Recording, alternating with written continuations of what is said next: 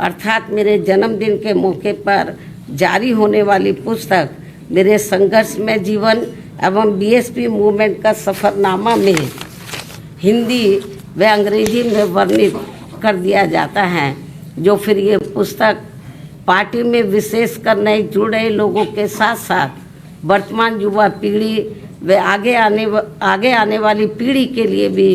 Party व movement के हित में उन्हें सही मार्गदर्शन व प्रेरणा आदि देने का ये अति महत्वपूर्ण कार्य करेगी, जिसका 21वें हिंदी व अंग्रेजी संस्करण का मैं विमोचन करूं। लेकिन उससे पहले मैं मीडिया के माध्यम से पार्टी के लोगों को सावधानी के तौर पर यह बताना जरूरी समझती हूं कि देश में पार्टी की मूवमेंट को आगे बढ़ने से रोकने व कमज़ोर करने के लिए पिछले कुछ वर्षों से यहाँ कांग्रेस, बीजेपी व अन्य जातिवादी पार्टियां आए दिन किस्म किस्म के साम दाम दंड भेद आदि अनेकों हथकंडे इस्तेमाल करती रहती हैं, जिनका सही व समय से मुंह तोड़ जवाब देकर वे हर प्रकार के सावधानी बरतते हुए ही अपनी पार्टी के लोगों को पूरे देश में बीएसपी को हर स्तर पर मजबूत बनाना है और खासकर आबादी के हिसाब से देश के सबसे बड़े प्रदेश यूपी में फिर से यहाँ अपनी पार्टी बीएसपी को सत्ता में लाना भी बहुत ज़रूरी है। हालांकि इस संदर्भ में काफ़ी कुछ विस्तार से जानकारी मैंने दिनांक 9 अक्टूबर सन 2025 को बीएसपी के जन्मदाता एवं संस्थापक मान्यवर श्री कांशीराम जी की पुण्यतिथि के मौके पर यहाँ लखनऊ में इनके सम्मान में किए गए यूपी प्रदेश स्तरीय अति विशाल महाआयोजन में दे दी गई है। उन्हें मैं पुनः दोहराना नहीं चाहती हूँ, लेकिन यहाँ यूपी की आम जनता को सजग व सचेत करने के उद्देश्य से ये कहना जरूरी समझती हूँ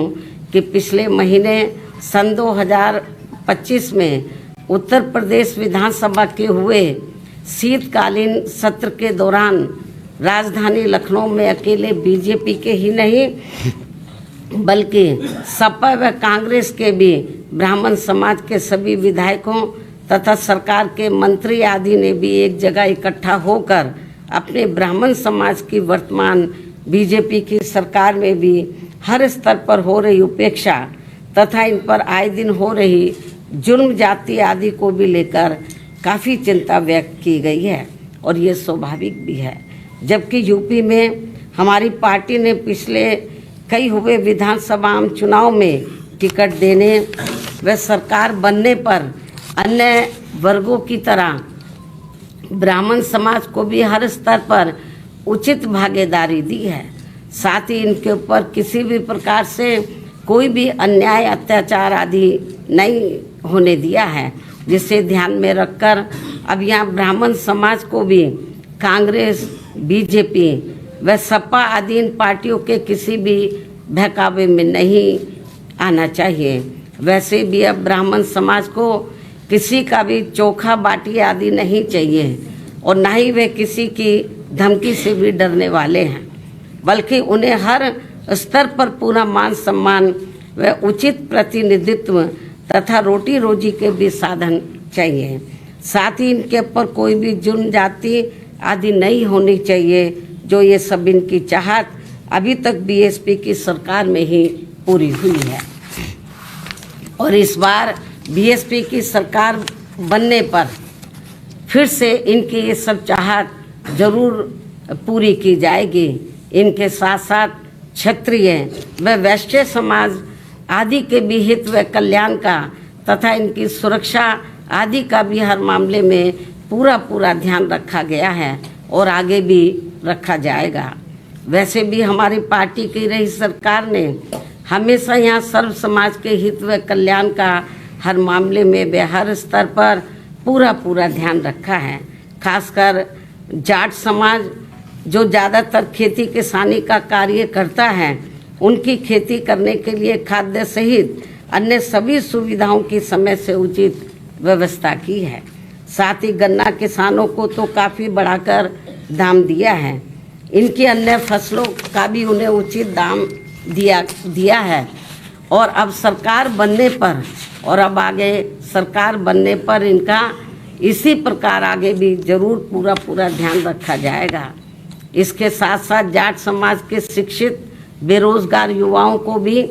सभी विभागों में व खासकर पुलिस भर्ती में बिना कोई रिश्वत के उन्हें काफ़ी सरकारी नौकरी भी दी है। अन्य वर्गों की तरह इनके ऊपर भी कोई जुल्म जाति आदि नहीं होने दी गई है। राजनीति में भी इनको उचित भागीदारी दी है और अब इनको भी अपने हित व कल्याण में बीएसपी से जुड़कर अपनी पार्टी बीएसपी की ही सरकार बनाना बहुत ज़रूरी है। इतना ही नहीं बल्कि यहाँ दलितों, पिछड़ों, मुस्लिम व अन्य धार्मिक अल्पसंख्यक समाज के लोगों के हितों का तो बीएसपी की रही सरकार में हर स्तर पर इनका प्राथमिकता के आधार पर विशेष ध्यान रखा गया है और इनके ऊपर कोई भी अन्याय, अत्याचार आदि नहीं होने दिया है। आगे भी इन वर्गों का विशेष ध्यान रखा जाएगा। इसके अलावा हमारी पार्टी की रही सरकार ने किसी के भी मंदिर, मस्जिद व चर्च आदि को भी कोई क्षति नहीं पहुंचने दी है। इस प्रकार से हमारी पार्टी की रही सरकार ने यूपी की आम जनता को हर मामले में व हर स्तर पर काफ़ी बेहतरीन सरकार दी है। हालांकि प्रदेश की आम जनता ने यहाँ कांग्रेस, बीजेपी व सपा आदि का भी शासनकाल देखा है और खासकर सपा के शासनकाल में तो यहाँ अधिकांश गुंडों, बदमाशों, माफियाओं व भ्रष्ट लोगों का ही राज चलता रहा है, जिसमें इनके खुद के समाज को छोड़कर अधिकांश अन्य सभी वर्गों का शोषण होता रहा है। और इस मामले में दलित वर्ग के लोगों का तो इनकी सरकार में सबसे ज़्यादा उत्पीड़न हुआ है, जिनके समाज के बीएसपी की प्रमुख नेता को भी सपा से अलग होने पर, जब गठबंधन की सरकार थी तो सपा से अलग होने पर दिनांक 2 जून सन 1995 को यूपी के लखनऊ सरकारी गेस्ट हाउस में मेरे ठहरने के दौरान वहां सरकारी मशीनरी की मदद से सपा के कई हजार गुंडों व बदमाशों आदि ने जो उस दिन मेरे ऊपर जानलेवा हमला करने का पूरा प्रयास किया है, ये सब भी किसी से छिपा नहीं है। इसके अलावा दलित एवं अन्य पिछड़े वर्गों में जन्मे हमारे महान संतों, गुरुओं व महापुरुषों की भी इनकी सरकार में हर स्तर पर काफ़ी उपेक्षा की गई है। संसद में दलितों के पदोन्नति में आरक्षण से संबंधित लाए गए बिल को भी सपा के सांसदों द्वारा फाड़ दिया गया था। मान्यवर श्री कांशीराम जी के देहांत होने पर इनकी सरकार द्वारा इनके सम्मान में एक दिन का भी राजकीय शोक घोषित नहीं किया गया था। पिछड़े वर्गों का भी आरक्षण संबंधी ज़्यादातर लाभ इनकी सरकार में केवल इनका खुद का अपना समाज ही उठाता रहा है। मुस्लिम समाज भी ज़्यादातर उपेक्षित ही रहा है। यह है इनके पीडीए की असली पहचान। वहीं दूसरी तरफ बीएसपी की रही सरकार में हमने किसी भी वर्ग व धर्म के लोगों के साथ किसी भी मामले में कोई पक्षपात आदि नहीं होने दिया है और हमने पिछड़े वर्गों में इनके खुद के यादव समाज के हितों का भी पूरा ध्यान रखा है, आगे भी रखेंगे। प्रदेश में सभी विरोधी पार्टियों की रही सरकारों की तरह हमने बीएसपी की सरकार में कोई भी दंगा फसाद आदि नहीं होने दिया है। साथ ही प्रदेश के विकास को भी लेकर हमारी पार्टी की रही सरकार ने अनेकों ऐतिहासिक कार्य किए हैं और इस मामले में ये बात सर्वविदित है कि प्रदेश में बीएसपी की सत्ता नहीं रहने के बाद यहाँ विरोधी पार्टियों की रही सरकारों में जितने भी एक्सप्रेस वे बने हैं और अब दिल्ली के नज़दीक जिला गौतम बुद्ध नगर में नोएडा अंतर्राष्ट्रीय हवाई अड्डा भी शुरू होने के लिए जा रहा है, तो इन सभी की वास्तव में पूरी रूपरेखा बीएसपी के रही सरकार में ही तैयार हो गई थी। एक आदि बड़े एक्सप्रेस वे तो मेरी सरकार में ही बन गए थे। हालांकि ये सभी कार्य मेरी सरकार के रहते ही पूरे हो जाते, यदि उस समय केंद्र की रही कांग्रेस पार्टी की सरकार अपनी जातिवादी मानसिकता के चलते इन कार्यों में रुकावटें नहीं डालती। इस प्रकार से यहाँ बीएसपी का चारों बार का रहा शासनकाल हर मामले में काफ़ी बेहतरीन शासनकाल रहा है, जिसे प्रदेश व आम जनहित में फिर से सत्ता में लाना बहुत ज़रूरी है, क्योंकि अब यूपी में कांग्रेस व सपा की रही सरकार की तरह वर्तमान में बीजेपी की चल रही सरकार में भी यहाँ की आम जनता व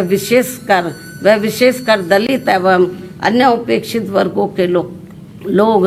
हर स्तर पर काफ़ी ज़्यादा दुखी व परेशान हैं। इनके नेता लोग मौजूदा सरकार में अधिकांश अपने खुद के नफ़े नुकसान में ही लगे रहते हैं। इनका अपने समाज के नफ़े नुकसान से कोई लेना देना नहीं है, ऐसा इन वर्गों के लोगों का मानना है। अभी भी प्रदेश में कानून व्यवस्था सपा की रही सरकार की तरह काफ़ी बिगड़ी हुई है। सरकार को बिना पक्षपात के काफ़ी सख्ती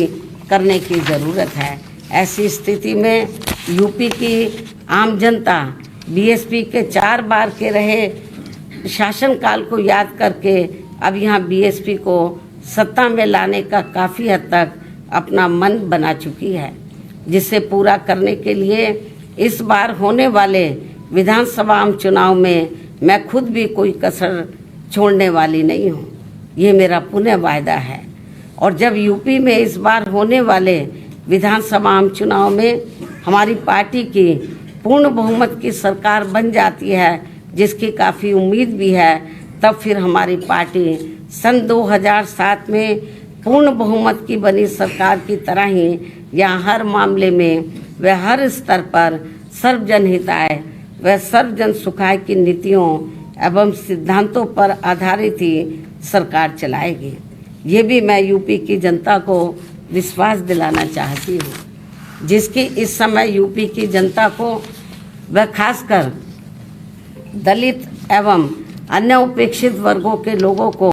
तथा विभिन्न क्षेत्रों में कार्यरत दुखी व पीड़ित लोगों को भी काफ़ी ज़रूरत है। वैसे भी इस समय यहाँ अकेले बहुजन समाज के लोग ही नहीं, बल्कि अन्य सभी समाज के लोग भी अपनी विभिन्न समस्याओं को लेकर काफ़ी ज़्यादा दुखी व परेशान हैं। यहाँ कानून व्यवस्था भी ठीक नहीं है। ऐसे में अब यहाँ यूपी की आम जनता बीएसपी को ही पुनः सत्ता में लाना चाहती है, किंतु उसके लिए पार्टी को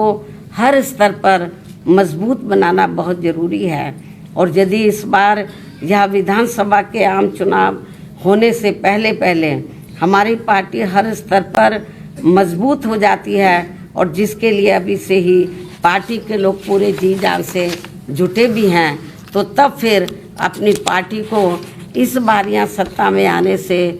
कोई रोक नहीं सकता है, बशर्ते यहाँ प्रदेश की आम जनता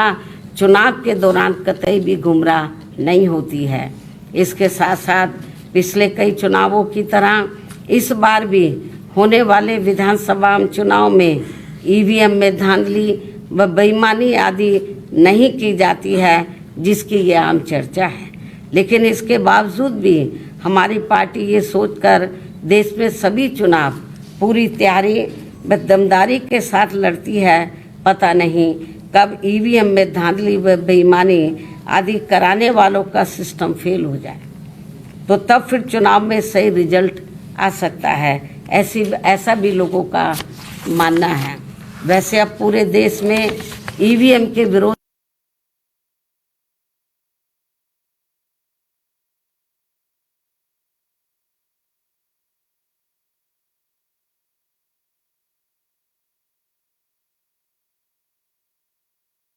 हो चुका है। यहाँ फिर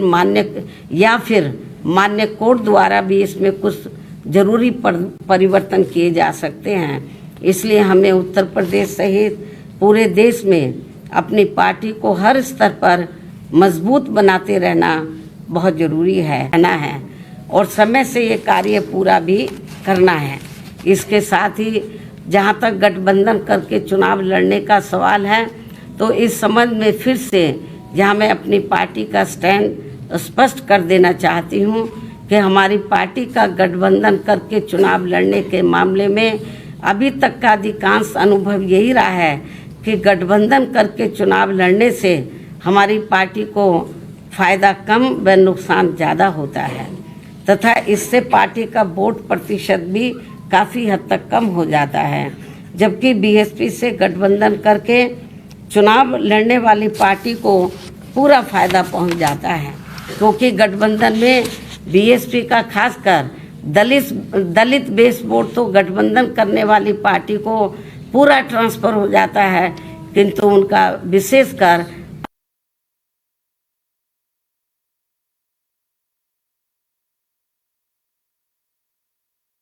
उम्मीदवारों को परिवर्तित नहीं हो पाता है और फिर ये वोट दूसरी पार्टी को ही चला जाता है, जिनका नेतृत्व जातिवादी पार्टियों के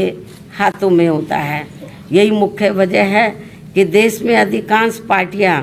बीएसपी से गठबंधन करके चुनाव लड़ना चाहती हैं, क्योंकि उनको फ़ायदा पहुंचता है। लेकिन गठबंधन करने के मामले में हमें बीएसपी के हित को भी देखना बहुत ज़रूरी है। ऐसी स्थिति में अब हमारी पार्टी उत्तर प्रदेश सहित पूरे देश में विधानसभा व लोकसभा का भी आम चुनाव अकेले ही लड़ना ज़्यादा बेहतर समझती है और यूपी में जब इस बार चुनाव होगा अकेले ही चुनाव लड़ेगी। कोई गलतफहमी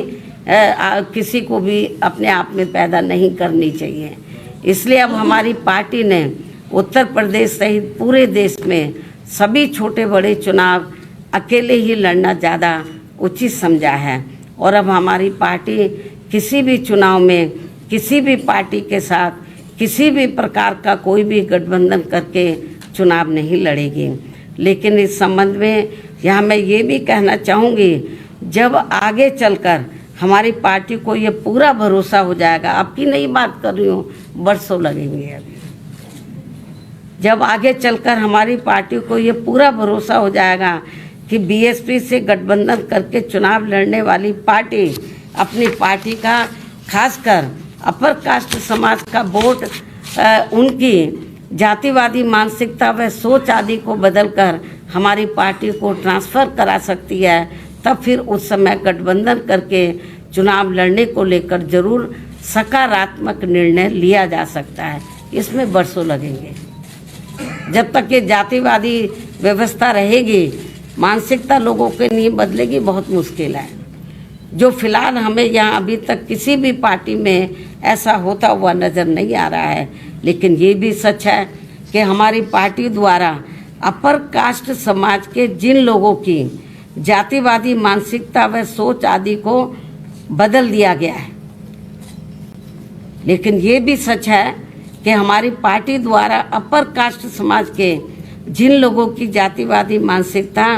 व सोच आदि को बदल दिया गया है, उनका वोट तो बिना गठबंधन के ही सीधा बीएसपी को मिल जाता है और इनका इस बार पहले से भी उम्मीद है कि इनका इस बार पहले से भी कहीं ज़्यादा ये वोट हमारी पार्टी को जरूर मिल जाएगा। अपर कास्ट समाज का ऐसा पार्टी का मानना है। इसके साथ साथ प्रदेश में दलित, पिछड़ा व मुस्लिम एवं अन्य धार्मिक अल्पसंख्यक समाज का भी वोट इस बार पहले से कई गुना ज़्यादा बीएसपी को ही मिलने वाला है और फिर सपा का पीडीए भी देखता ही रह जाएगा, जिसकी पार्टी को पूरी उम्मीद भी है, क्योंकि अब यहाँ सर्व समाज के लोग कांग्रेस, बीजेपी व सपा आदि के शासनकाल को काफ़ी आजमा चुके हैं, जबकि बीएसपी का 4 बार का रहा शासनकाल हर मामले में व हर स्तर पर काफ़ी लोकप्रिय रहा है। और अब ये लोग इन पार्टियों के बहकावे में ना आकर अपनी एकमात्र हितैषी पार्टी बीएसपी को इस बार सत्ता में जरूर लाएंगे, जिसकी काफ़ी संभावना भी है। और ये कुछ ज़रूरी बातें